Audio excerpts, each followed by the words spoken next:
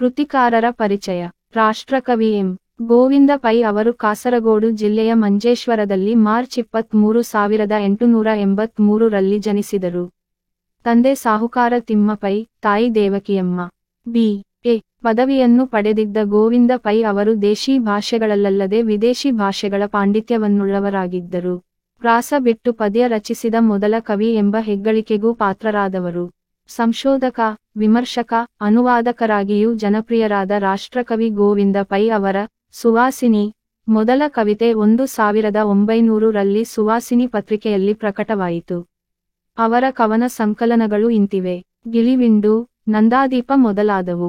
ನವೀನ ಚಂದ್ರಸೇನರ ಬಂಗಾಳಿ ಕೃಷ್ಣ ಚರಿತೆಯ ಗದ್ಯಾನುವಾದ, ಸಿಂಗಾಲ ಸುತ್ತ, ಬೌದ್ಧ ಸೂತ್ರಗಳ ಕನ್ನಡ ಅನುವಾದ. ಅಲ್ಲದೆ 35 ವೃತ್ತಗಳುಳ್ಳ ಪ್ರಾಸರಹಿತ ಗೊಮ್ಮಟ ಜಿನಸ್ತುತಿಯನ್ನು ರಚಿಸಿ ಪ್ರಕಟಿಸಿದರು. ರವೀಂದ್ರನಾಥ ಠಾಕೂರ್, ಅಹಮ್ಮದ್ ಇಕ್ಸಾಲ್, ಉಮರ್ ಖಯ್ಯಾಮ್ನ ರುಬಾಯಿ ಎಂಬ ಜೀವನಚರಿತ್ರೆಗಳನ್ನು ಭಾಷಾಂತರಿಸಿದ್ದಾರೆ. ವೈಶಾಖ ಮತ್ತು ಗೊಲ್ಗೊಥಾ ಎಂಬ ಖಂಡಕಾವ್ಯಗಳನ್ನು ಪ್ರಕಟಿಸಿದ್ದಾರೆ. ಜಪಾನಿನ ನೋ ನಾಟಕಗಳನ್ನು ಕನ್ನಡಕ್ಕೆ ಅನುವಾದಿಸಿರುವರಲ್ಲದೆ ಚಿತ್ರಭಾನು, ಹೆಬ್ಬೆರಳು, ಪಾರ್ಶ್ವನಾಥ ತೀರ್ಥಂಕರ ಚರಿತೆ, ಬಾಹುಬಲಿ ಗೊಮ್ಮಟೇಶ್ವರ ಚರಿತೆ, ಭಗವಾನ್ ಬುದ್ಧ ಮೊದಲಾದ ಕೃತಿಗಳನ್ನು ರಚಿಸಿದ್ದಾರೆ. ತಮ್ಮ ಜೀವಿತಾವಧಿಯನ್ನು ಸಂಶೋಧನೆ, ಸಾಹಿತ್ಯಕ್ಕಾಗಿ ಮೀಸಲಿಟ್ಟಿದ್ದ ಅವರಿಗೆ 1949 ರಲ್ಲಿ ಮದ್ರಾಸ್ ಸರ್ಕಾರ ರಾಷ್ಟ್ರಕವಿ ಬಿರುದು ನೀಡಿ ಗೌರವಿಸಿದೆ. ಇವರು ಕನ್ನಡದ ಮೊದಲ ರಾಷ್ಟ್ರಕವಿ ಹೆಗ್ಗಳಿಕೆಗೆ ಪಾತ್ರರಾದವರು.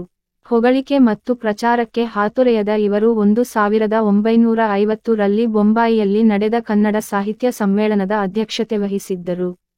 ಸೆಪ್ಟೆಂಬರ್ 6, 1963 ರಲ್ಲಿ ಗೋವಿಂದ ಪೈ ಅವರು ದೈವಾಧೀನರಾದರು. ಪ್ರಸ್ತುತ ಪದ್ಯವನ್ನು ಎನ್. ಎಸ್.